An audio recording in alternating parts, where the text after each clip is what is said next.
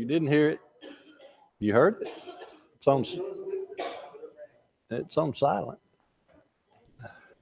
Oh, you talking about the bell? Ah. I wasn't paying attention to that.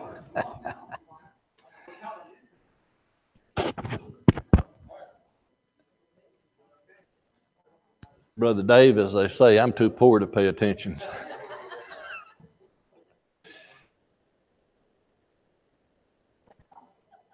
Good morning. It's great to see everybody here, and good to see that you weathered the weather. Need to keep everybody that's on the sick list in our thoughts and prayers. Some are recuperating, and some have recuperated slightly and are back with us. Also need to keep Tim Ashley in our prayers. He'll be traveling quite a bit this next few days with his job and everything, so let's keep him in our prayers.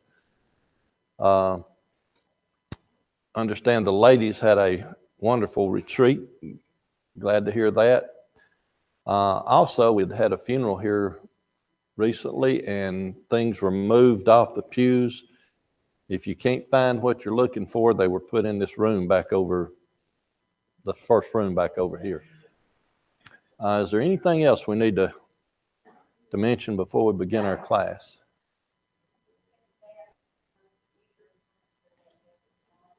Okay, do we know how that turned out?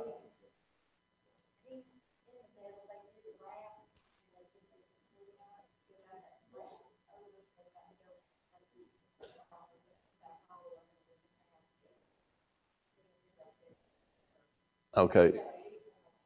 So, but what they did, they were pleased with their work. So, okay, that's always good.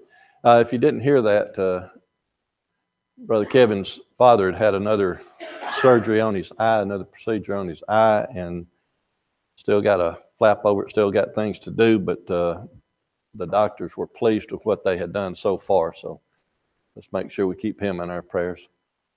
Is there anything else? Brother Jim Hammonds, would you lead us in a prayer then before we begin our class?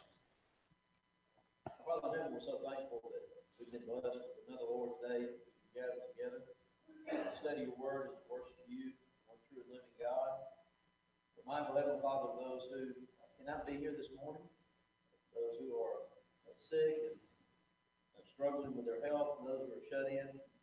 We pray a special prayer for them, pray that their health will be returned to them, that we can comfort them in the ways that we know how, and that you can comfort them in only the ways that you can do. We pray that as we go into this study, that we will do so with open minds and open hearts, that we will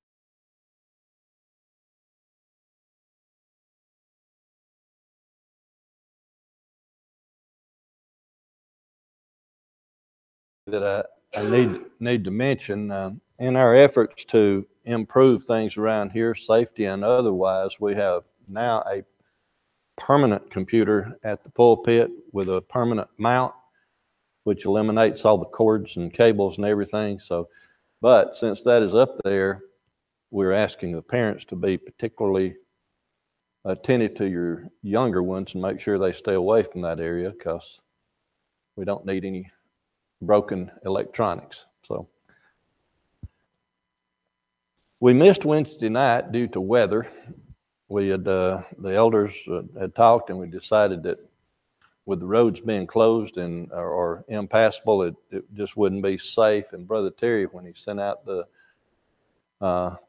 email, made reference to but continue studying Acts. So I hope y'all continued your study in the book of Acts and finished with chapter 26,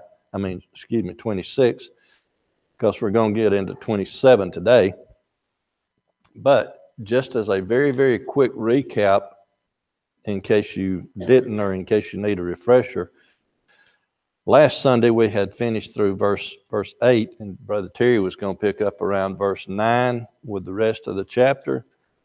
And what that is dealing with is Paul speaking and basically recapping who he was and what he was doing, in that he had persecuted the Christian faith, or the way as they called it at that time, And when we get down to verse 9, it talks about, it says, whereupon, O King Agrippa, I was not obedient unto the heavenly vision. If you recall, Paul, the Jews didn't like him, especially the high priest and those in authority, because he was teaching Christ and Christianity. And here he's reminding King Agrippa that he was not disobedient to that way initially, that he had even persecuted those of the way. And then in verse 20 through about 24, or 23 or so, he continues to say then how he had changed and what he had done from that point on. And in verse 24, he says, and as he spake for himself, Festus said with a loud voice, Paul, thou art beside thyself, much learning doth make thee mad. And then he finishes that up in verse 25 by addressing not Festus, but, well, he addresses Festus and says that he is not mad, that he is speaking the truth. And then in verse 26, he addresses King Agrippa, because Agrippa was more familiar with the way the Jews did things than Festus. And then in verse 28, Agrippa said unto Paul, almost thou persuadest me to be a Christian. So apparently Paul's speech, talking to Agrippa, a learned man in the Jewish sect, Paul had almost convinced him to change. And then Paul said, I not only wish you'd almost, but everybody that hears me would change. And then in verse 32, Agrippa said unto Festus, this man might have been set at liberty if he had not appealed unto Caesar. Now, personally, I underlined might been set at liberty for this reason. He had almost persuaded Agrippa, but Agrippa wasn't persuaded. And anytime somebody uses a might in their sentence, what have they done? They've left open a back door, or left open a possibility. So, and it's very easy for Agrippa at this point to say, well, you know, if he hadn't appealed, I'd have let him go, because now it is set basically in stone that Paul is going to see Nero, go to Caesar. And nothing that Agrippa does at this point is going to change the issue. So it's always easy for somebody, once they have no say-so in the matter, to say, well, I'd have done it this way. Right. But also, Agrippa has to deal with all the other high priests and Jews and everything like that. Even though he's king, he's still going to try to appease the people, so to speak. So if he had gotten in front of Ishmael, who was high priest at that time, or Ananias, who was the one that had been dealing with Paul, I'm quite sure that they would have come up with a pretty sound argument why he should back off of that releasing Paul deal. So, questions or comments then on chapter 26, Brother Clunch?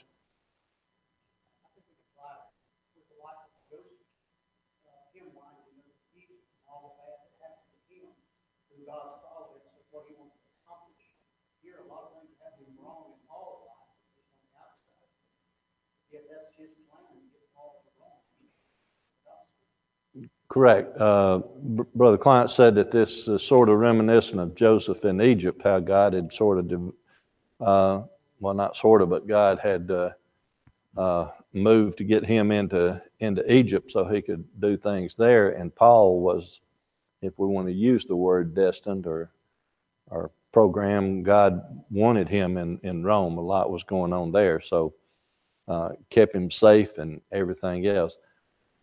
Anything else then?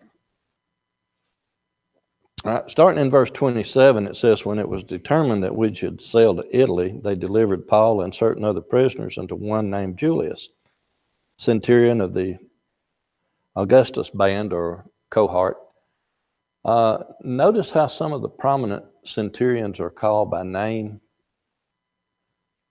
I did a lesson here 2 or 3 years ago on the 5 centurions, how all of them supported and believed and did no harm to Christ, or supported the way. In verse 2 it says, "And entering a ship of Adramyttium, we launched," meaning to sail by the coast of Asia, "one Aristarchus, a Macedonian of Thessalonica, being with us." If we look on over into, or if we go back into Acts 19 and verse 29, we find this fellow Aristarchus again. And if we go to Colossians 4:10, we will find his name mentioned. Apparently he was a companion of Paul, at least during part of the time. He was a Christian. And when we get down to a little bit later, we'll find out that he was even in chains like Paul. He was a prisoner like Paul. So let's just go with that. Verse 3. "The next day we touched at Sidon, and Julius courteously entreated Paul and gave him liberty to go into his friends to refresh himself." Again, the centurions during this time, the ones that we've mentioned so far, and Julius, they're being kind to Paul. We've stated this before, and we'll state it again, that up until this time, the Roman government has not turned against the Christian. That's a few years down the road, in 64 AD. So we're not quite there yet. It was 64 when 3/4 of Rome burned, and they wanted to blame Nero, and Nero then blamed the Christians, and then that's when everything started with government persecution of the Christians. But so far, everything against Christianity or the way was from the Jewish religion. Yes, sir. I think it also shows the influence of Christians' attitude to be obedient to the law and to be honorable, because he allowed Paul to go without worrying about him being a flight risk. Right. And it would have been trouble for this guy if Paul had left and not come back. Oh, big time. We'll find that out later at the shipwreck part, but yeah. Obviously, Paul, through his Christian attitude and living, had shown that he could be trusted. Correct. Very important, Correct. Verse 4, "When we had launched from thence, we sailed under Cyprus because the winds were contrary. And when we had sailed over the sea of Cilicia and Pamphylia, we came to Myra, a city of Lycia. And there the certain centurion found a ship of Alexandria sailing into Italy, and he put us therein." So they had to switch ships to get there. Very much like the military today, or at least when I was in the military. Some of you that's more recent than I may speak up. But anytime that we had to go someplace, one person was put in charge of the group, and that one person was responsible. It was generally the highest ranking person, whether it was an enlisted or an officer among the group. But anything that happened along the way, everything fell on him to make arrangements for either accommodations or travel. Was it that way when Bobby was in also? So here, a centurion naturally would have been the one in charge, because he was in charge of the whole group that was transferring him. But everything was going to fall on him. So here he arranged another ship. "And when they had sailed slowly many days and scarce were come over against the wind not suffering us, we sailed unto Crete over against Salome, and hardly passing it, came into a place which is called the Fair Havens, nigh whereunto was the city of Lycia. Now, when much time was spent, and when sailing was now dangerous, because the fast was already past, Paul admonished them." The fast that they're talking about is not Pentecost it is the fall fast in September, the Day of Atonement fast. So when we get into September, in that region of the world, what generally happens? Bad weather, storms on the sea. My dad, for instance, when he came back from England in World War II, he was on what they referred to as a baby aircraft carrier, a small aircraft carrier. And it was in the winter time when he was coming back, and they were a day at sea when they hit the storm front. In 24 hours, their sister ship had been pushed back 50 miles, and they had made no headway. At one point, the ship was listing so badly that the captain of the ship, the honchos of the ship, had gotten together and was talking about abandoning ship. And my thought always went to, why are you going to get off of a big boat into a little boat? But and he said where he was, his accommodations were in the tail of the ship, the aft, and he said every time the waves were rolling so bad that this way you could hear the propeller in the water straining, and then as it crested the wave, you could hear the propeller out of the water. So he wasn't, and the next time that they were allowed on deck, he could see the Statue of Liberty. So from that point forward, my dad was petrified of storms. It could thunder in Texas, and he would start looking around to find a place to hide. So bad weather on water is not a pleasant place to be. But, and Paul was going to warn them here in verse 10, and said unto them, Sirs, I perceive that this voyage will be hurt and much damage, not only of the lading and ship, but also of our lives. So Paul was trying to warn them what was going to take place. He had traveled quite a bit anyway and been around fishermen who knew water, so he knows that now is not a good time for them to be going any place. We're going to find out later in our reading that this ship, though, was laden with wheat. It had wheat on board. And we're also going to find out that there were 276 people on board. Now, the wheat was probably going to the Roman government. The Centurion here that made arrangements for that passage, once they contracted for the prisoners and the soldiers to be on board that ship, even though the captain was the captain of the ship and did everything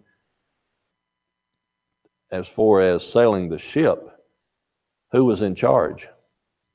The Centurion, the government. He was going to tell them where and what to do. He could have easily said, we're not going anywhere yet. We're going to stay right here in this safe harbor. Now, I mentioned the wheat and the ship for this reason. Today, there are a lot of people who attempt to make the Bible less than what it is by saying it was impossible in the first century for them to build big things in that way. How big does a ship have to be to hold 276 people and be laden with a bunch of wheat going to feed the people? It's a pretty big ship, isn't it? So you're either going to believe the Bible or you're not. And those that say it was impossible, I go back to, according to science and their timeline, Noah's Ark and the pyramids are contemporary, within a few hundred years of each other. I'm talking about science now. And they say it was impossible for Noah to have built an ark, something that big. How can they say it was impossible for Noah to have built that big boat when they have not laid hands on it, looked at it, seen it, touched it, examined it? And yet they have been studying the pyramid for over 100 years, and they still can't tell you why it was built or how it was built. So how can they tell you that something they have studied and they can't come up with how it was done, tell you that something they haven't seen was impossible? So I sort of take science with a grain when we start talking about some historical stuff. Brother Henderson. I've heard, but I kind of checked into it, and the Phoenicians built some pretty large ships too back in their day as well. Phoenicians were fantastic boat builders, absolutely. And also, those of you who went to school and it was hammered into you that Columbus was the first one on American soil. If you study a little bit more history, you'll find out that the Vikings made it several centuries before. So,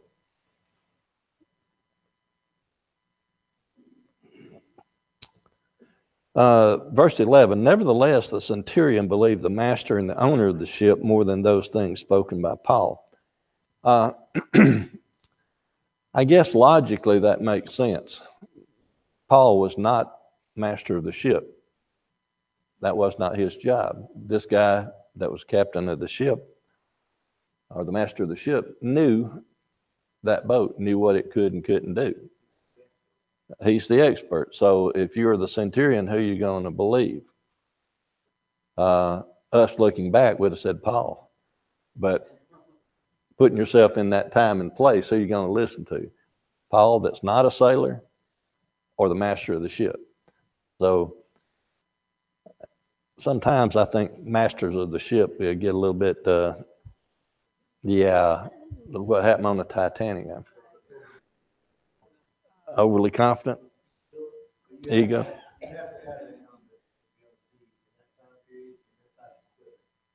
You have to be well aware and even to the point of daring to survive every day. Oh, absolutely. Otherwise, you would never set foot on the ship. Absolutely, because trying to remember the year it was. I think it was in the 1500s. The French had gathered one of the 10 to 15,000 people, put them on ships to come over to Canada to take back some land that had been taken from them, and more than half the ships were destroyed at sea, and the others had to turn back and didn't accomplish the mission. So, yeah, had to be daring. Verse 12, and because the haven was not commodious to winter in, the more part did advise to depart thence also, if by any means they might attain to Phoenicia or Phoenix, and there to winter, which is an haven of Crete, and lieth toward the southwest and northwest. Now, I've done quite a bit of looking into this particular verse, and some commentaries want to make it that there wasn't enough stuff there to keep that many people during winter, for them to winter there all winter. But I believe the more probable is that the location of this haven was against the wind. The wind would have been coming in, and it would not have been good for the ship.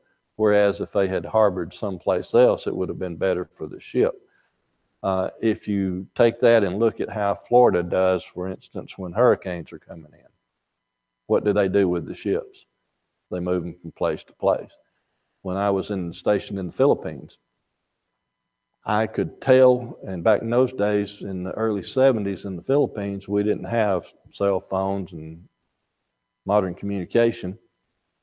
But anytime we saw the flight line fill up with airplanes, we knew that Guam was going to get hit with a typhoon.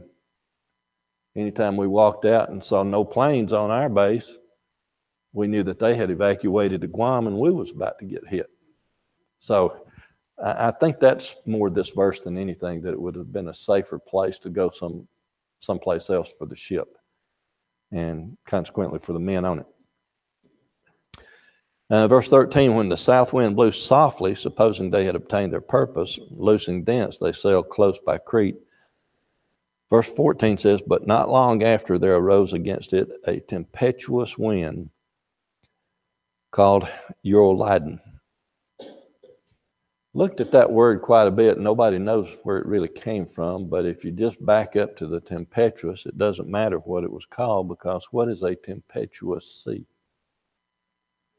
Have you ever been in one? I have, in small boats, fishing boat. I've been caught out in bad weather. I never did fish Lake Eufaula, but I was always told if you're ever in Lake Eufaula and you hear it thunder and can't even see a cloud, you better get to safety, because the water's so shallow that it really gets rough. And I know one person that foolishly went out and fished a tournament when all of his equipment wasn't working properly. The fuse to his bilge pump was blown. He sank a boat in bad weather because of that very thing. So,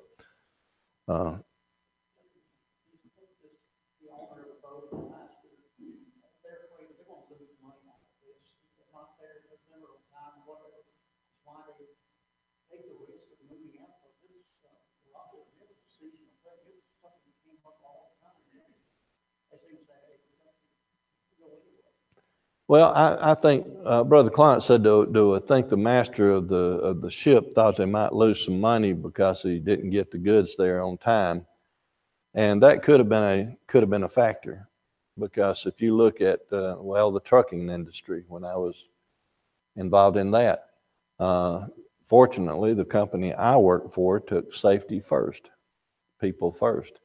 So if I called and said the roads are bad, I'm parking, they said park it. Other companies would say get the load there. Bobby? One of the things you said that depending on the number of soldiers that were aboard on the ship, that may not have been in the shipmaster's plan, where you actually have to wait for the ship to have time to voyage. So you're adding, for instance, 100 soldiers and all their gear and all the rest of that stuff to a ship. The shipmaster was probably anticipating avoiding these storms by evening. He's made this trip several times. He's very familiar with the route, knows the weather patterns, all the rest of that stuff. He probably has a timeline in his head of getting from point A to point B. You just showed up and you added however many more thousand pounds to my ship, which means it's not going to go near as fast as I want it to go to beat these storms. So now I'm forced to go through them. Well, one of the things I wanted to add to that daring part of ship captains is usually, most instances, ship captains are very safe with their boat. They know what they can and can't do because they've been forced to do it. And a lot of times they're put in unsafe conditions by people who have absolutely no nautical experience whatsoever, but have the authority to demand of them to do it anyway. Correct. Any business, you do it in business today, there's always risk. There's always risk, and you have to evaluate what that risk is worth. Yeah. Okay, yeah, there is this possibility that something could happen. Yep. And it's confidence for you to do that too. I've even been associated with some where we had risk assessment teams, but I guess you do too at your job. Yeah. Yes, sir.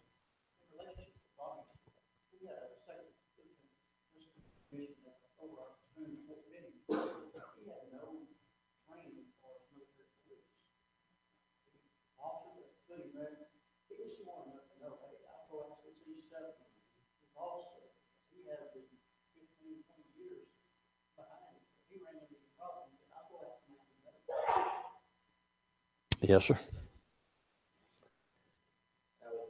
Maybe when you put in charge, they think they know best. So, but literally, you know that the boy was in charge. So. Yeah. Yeah. We're going to find that out as we get down here. But yeah.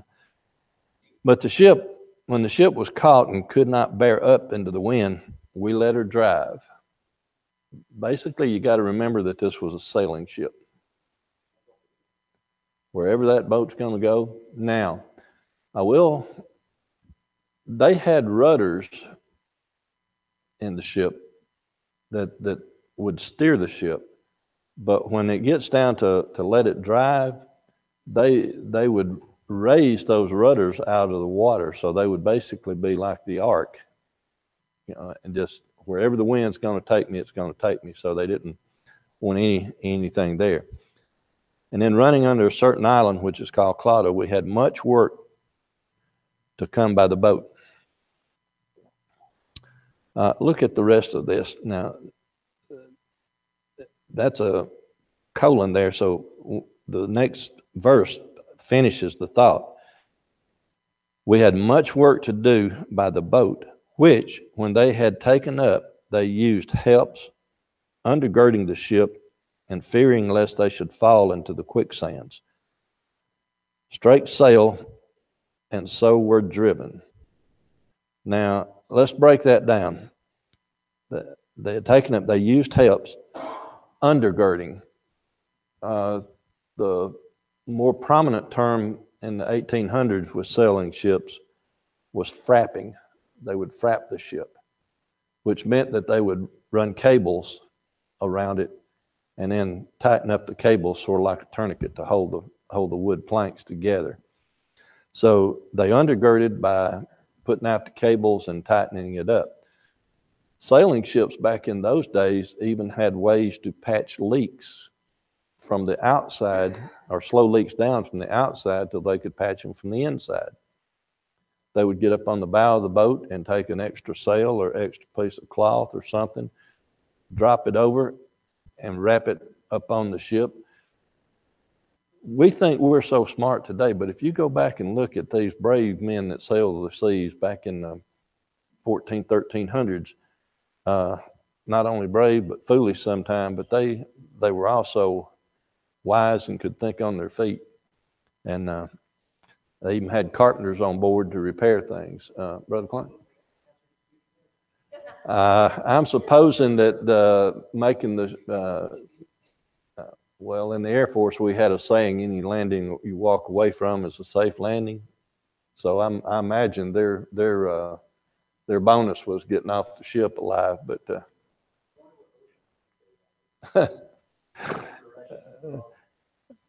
all right. The next part, fearing lest they should go into the quicksands. To us today, we know what quicksand is. That's locations where the ground is so soft that if you step into it, it's not like the movies now, but you can sink up in it. Well, here, they just meant that there were certain sections on the beach that was so loose and had so much water that if they got in there, it would just sort of suck them in. And yeah, a little bit, not a lot, but so you can imagine this big ship, because what Bobby said brought something to mind too. If there's 276 souls on board and they are there, just take the people and their equipment. The soldiers had equipment, so and then they were going on a several-month trip. If we just rounded off conservatively, there's 6,000 pounds of people and equipment on board, and that is being conservative.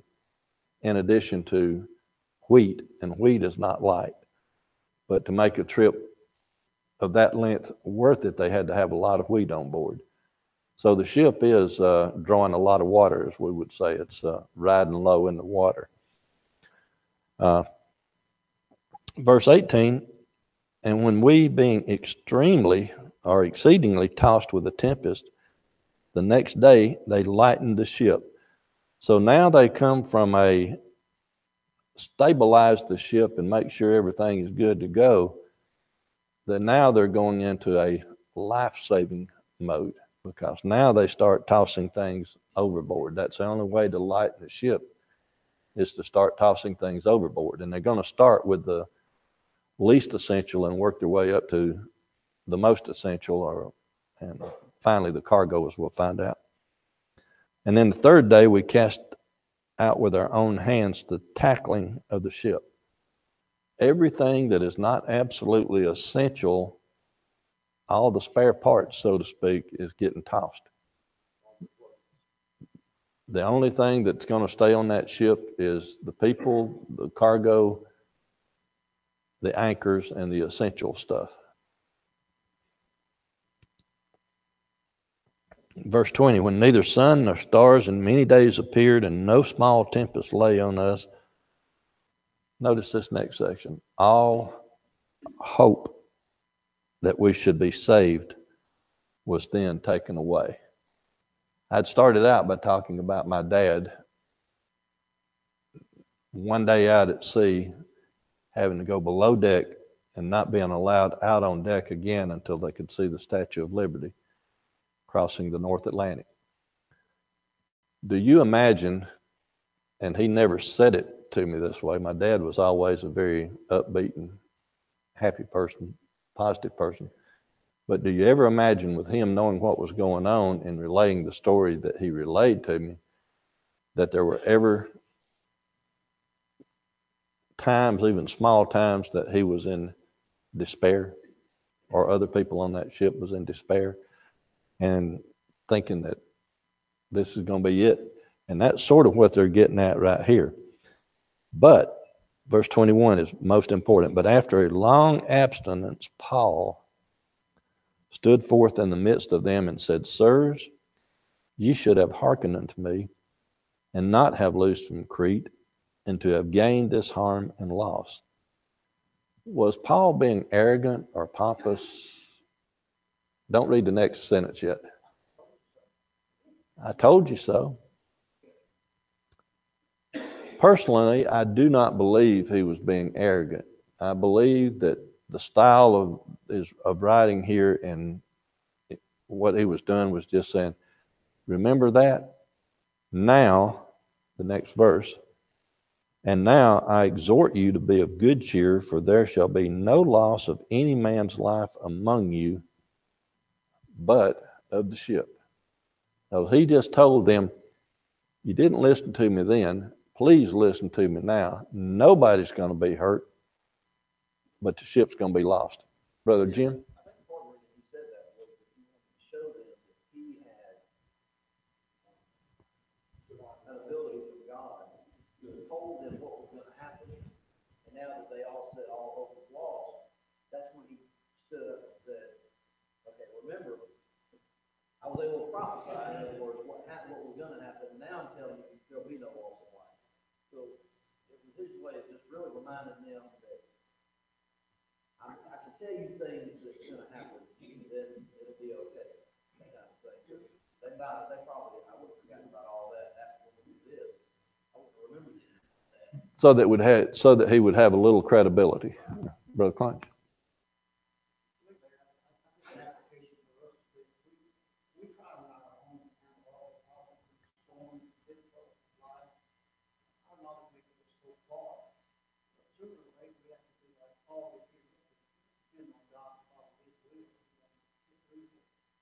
Absolutely. Yes, sir. Like you said before, these were very inventive men. They were very good at adapting to situations. They would not have listened to Paul. They would have continued to try their own way of doing it, just because they had an idea and they felt like it was going to work. Everybody gave up hope, and then Paul said. Right.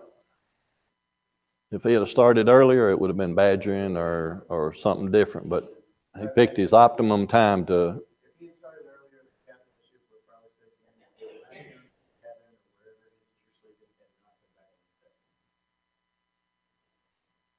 deck. So optimum time he spoke, and now they're going to listen to him. Yes, sir.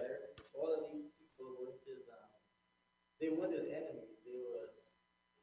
They were helping him get to where he needed to be. Right. Well, that's another reason why there would be no loss of their life, because they were assisting, right? Safe from the Jews. That is correct, but when we get down to the shipwreck, we'll notice that they were ready to kill him to save their own life. So, yeah, they're helping him, but only to a point there. Brother Cox? Paul knows that he's doing wrong. Absolutely. So even though they're in distress and all that, Paul's not going to die. He knows that. That's correct. But he's already been promised that he would be involved and And he also knows that all those with him are going to be safe, or else he wouldn't have made that statement. So he had a leg up. he did. Verse 23, for there stood by me this night the angel of God, because now he's explaining to him how he knows this, whose I am and whom I serve, saying, fear not, Paul, thou must be brought before Caesar, and lo, God hath given thee all them that sail with thee.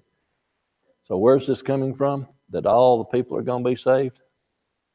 God. God's going to make sure that nothing happens to you. Wherefore, sirs, be of good cheer, for I believe God, and that it shall be even as it was told me.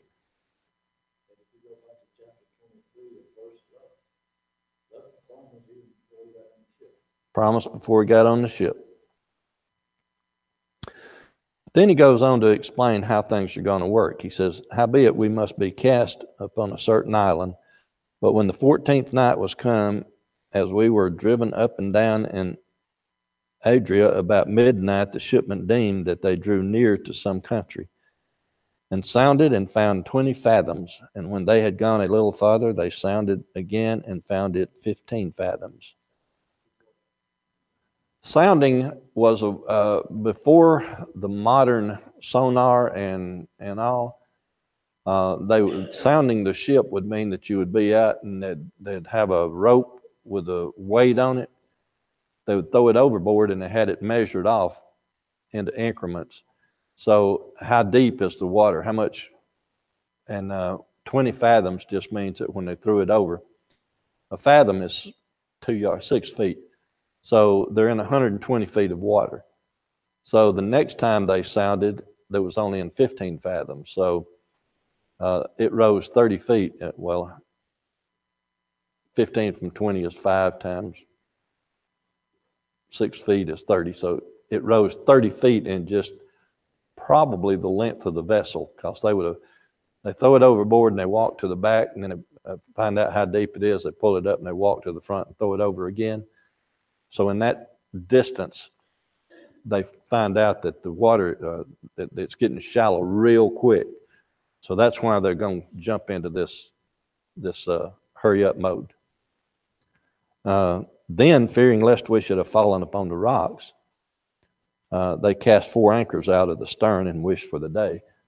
So, like I say, they saw it rise, the bottom rising rapidly, or they would not have taken that measure. They wouldn't have thrown out the anchors to try to keep them off the rock, because we're at night. They want to, it's like anything else. Night when you're out is always spookier than the day when you can see around. So if you're going to be involved in something, it's better to be involved in the daytime than the night. So they were trying to make it through the night here. In verse 30, as the shipmen were about to flee out of the ship, when they had let down the boat under the sea, under color as though they would have cast anchors out of the foreship. Now here, probably starting with the crew, not the soldiers, but the crew, they're going to get off the ship, because it says the shipmen. And in verse 31, Paul said to the centurion and to the soldiers, except thee abide in the ship, you cannot be saved. Now, Paul had told them that everybody was going to live, but now Paul is telling them if they don't stay on this ship, they're going to die. Then the soldiers cut off the ropes of the boat and let her fall off. So the soldiers made sure.